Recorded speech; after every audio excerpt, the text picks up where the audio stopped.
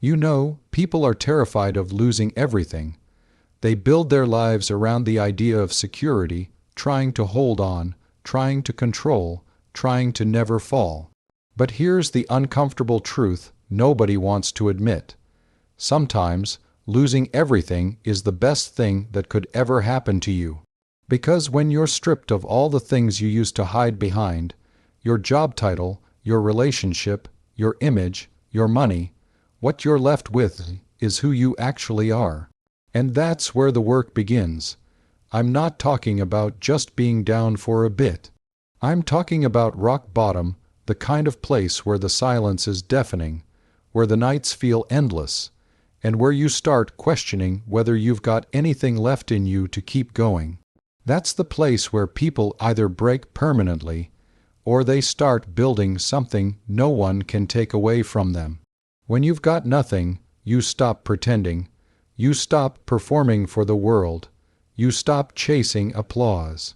And in that stillness, in that raw, painful honesty, you begin to hear a different kind of voice. One that isn't driven by fear or ego. One that whispers, "Now it begins." You see, success isn't about never falling. It's about who you become after the fall. Because it's only in the fall that you start to ask real questions. What matters to me? What do I actually want? Who am I when no one's watching? And those questions, they burn. But they also awaken something that comfort never could. I've seen it again and again. People who had everything and lost it, and then found something far more valuable in the rubble: self-respect, clarity, conviction. Because once you realize that the world can take away your job, your car, your following, but it can't take away your will to fight, you become dangerous in the best way possible. People avoid rock bottom like it's a curse, but it's not. It's a mirror, and most of us spend our lives avoiding mirrors that show us our weakness. But when you're at the bottom, you have no choice but to look, and what you find might scare you at first. But it also shows you something else: your capacity, your potential, your power. And here's the twist: once you start climbing back up, you're not building from the old materials anymore. You're building with wisdom. You're building with hunger. You're building with a kind of truth you can't fake. That foundation, it's not made of popularity or perfection. It's made of grit. It's made of lessons learned the hard way. And that kind of foundation, it doesn't crack under pressure. So if you've lost everything, if you're sitting in the dark wondering why it all had to fall apart, I'll tell you why. Because the person you're meant to be can't be built on a lie. And the lie was that comfort would lead to greatness. It doesn't. Loss does. Don't waste your rock bottom trying to get back to who you were. That version of you wasn't strong enough to make it. That version didn't know what you know now. Build someone new. Build someone unshakable. Because once you've rebuilt yourself from nothing, once you've learned to breathe at the bottom, success doesn't feel like a fantasy anymore. It feels like a promise you made to yourself. And when that promise is kept, there's nothing more powerful than that. There's something profound that happens in the presence of loss, not just the loss of material things, but the loss of identity, comfort, certainty. And that experience, as brutal as it is, forces us to confront a truth most people spend their entire lives avoiding: that much of what we believe about ourselves is an illusion. When things are going well, when your bank account is full, when people like you, when your routine is predictable, you tend to assume you're strong. You assume you've got everything figured out. But remove those layers, and very quickly, you realize that what you thought was strength was often just convenience. What you mistook for confidence may have been validation from others. What you called purpose might have only been routine. Loss burns all of that away, and it doesn't ask for permission. That's the terrifying part, but also the liberating one. Because when you're stripped bare, when there's nothing left to hide behind, what emerges is something much more real, something more grounded. You're no longer clinging to shallow definitions of success or happiness. You're not pretending anymore. You're forced to look in the mirror without the filter, and it's in that raw confrontation that you begin to see the difference between who you really are and who you were pretending to be. We live in a culture that's obsessed with projection. Image has become currency. People curate their lives to look perfect, curated photos, curated opinions, curated personalities. But reality doesn't care about your feed. It doesn't care about your likes or how well you speak in public. Reality has a way of crashing through the illusion like a wrecking ball. And if you've built your life on the illusion, it will crumble. It has to. Now, here's the strange part. That collapse, it's not a failure, it's a gift, because illusion can't lead to transformation. It only leads to performance, and performance is exhausting. Real growth begins only when the mask falls. Only when you stop performing for the world and start confronting yourself.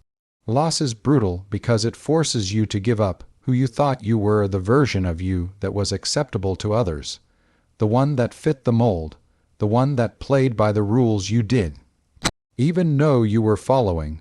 But what remains after that version is gone is someone capable of real thought, real action, and real change.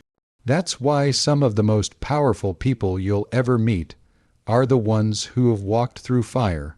Not because they came out untouched, but because they came out changed. Their sense of identity wasn't handed to them. It was carved out of pain, failure, and revelation. They're not strong because they were lucky. They're strong because they were broken, and then rebuilt themselves without the illusions that once defined them. And that's what makes them unstoppable. Because when you no longer believe the lie that comfort equals happiness, or that surface level success means meaning, you start to live differently. You stop chasing approval and start chasing purpose. You stop trying to look strong and start becoming strong. And you learn to stand not on what the world gave you, but on what you built when the world took everything away. The truth is, most people never get to that point. They cling to their illusions because the truth is too painful. But the ones who lose it all and choose to face what's left, they're the ones who rise. And when you rise without the illusion, you rise with something far more powerful, clarity, and clarity, once it's earned, can never be taken away. At some point, if you're paying attention, if you're even remotely awake to your own experience, you come face to face with a truth that most people spend their entire lives running from. You are alone, not in a self-pitying way, not in a way that breeds resentment or makes you a victim, but in a way that clarifies, that strips away the illusion of safety and forces you to confront the terrifying responsibility of existence. And it's only when you finally accept that, not resent it, not run from it, but accept it, that something remarkable begins to shift.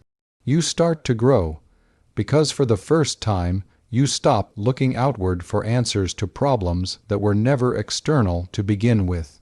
You stop expecting the world to fix you, or your parents to heal what they never understood, or your friends to always be there when it matters.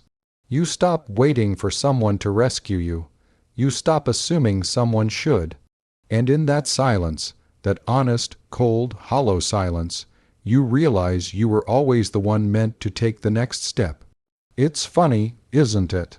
People say they want to grow, they want to be successful, they want to be strong, but then they surround themselves with noise, with distraction, with people who nod along and keep them comfortable.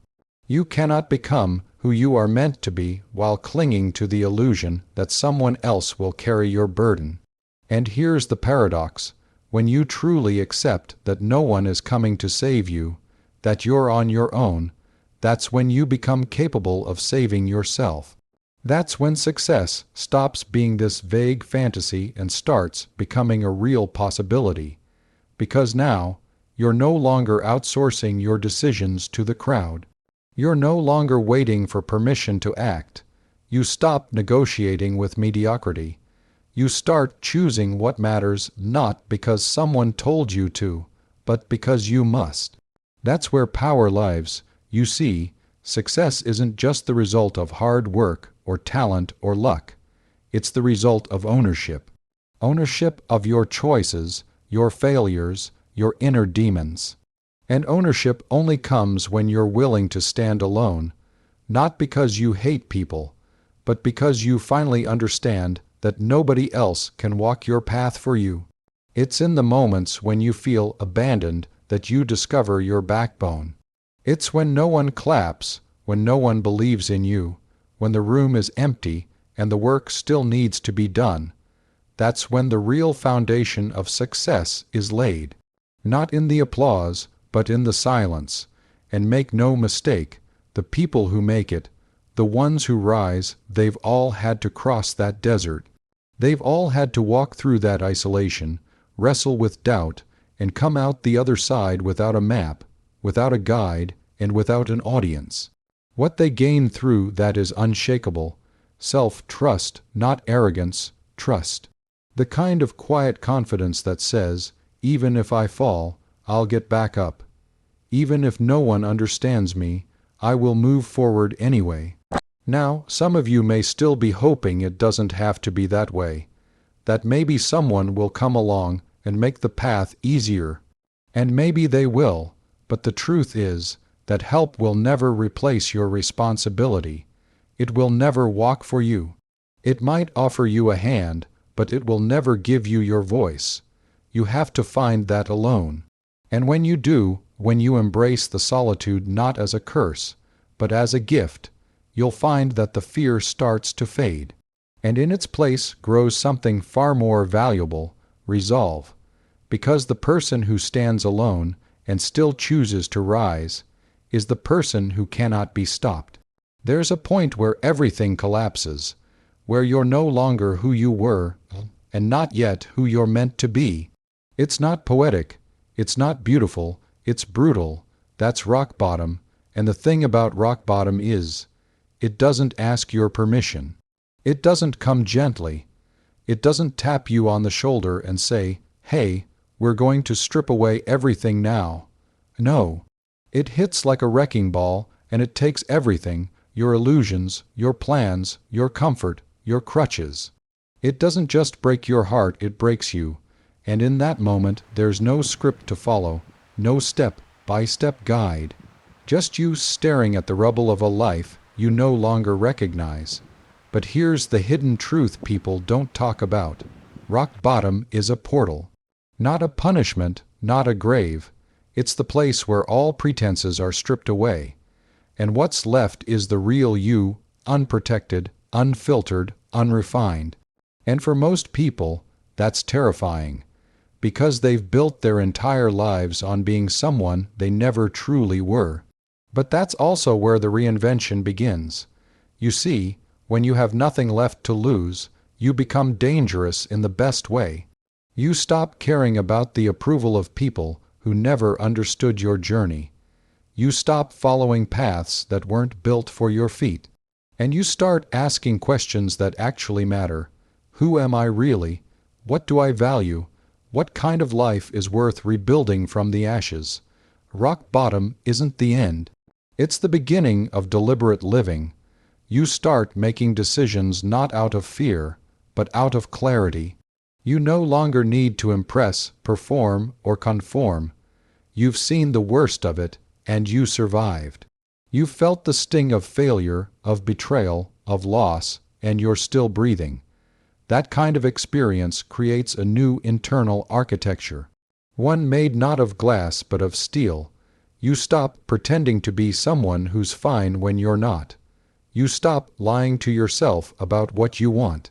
You stop negotiating with parts of your soul just to keep the peace. That's the gift of collapse. It removes the noise and leaves only what is real. Now, does reinvention hurt? Yes, it's lonely, it's confusing. You'll grieve the version of yourself that died. You'll second guess the path forward. But what choice do you have? Go back. There's no back to return to. That life is gone, and maybe that's the point. Because now, for the first time, you're not just existing, you're creating. You're rebuilding from bedrock, from a place of truth, not delusion, from self-respect, not shame. And when you build from that place, the structures hold. You don't chase shallow goals anymore, you pursue purpose. You don't cling to relationships that drain you, you protect your peace. You don't beg for someone to save you, you become the one who saves yourself. And people notice, not because you're louder, but because you're clearer. You walk differently, you speak with weight. You're not seeking validation, you're offering value. That's the power of a person who has been to hell and came back with eyes open.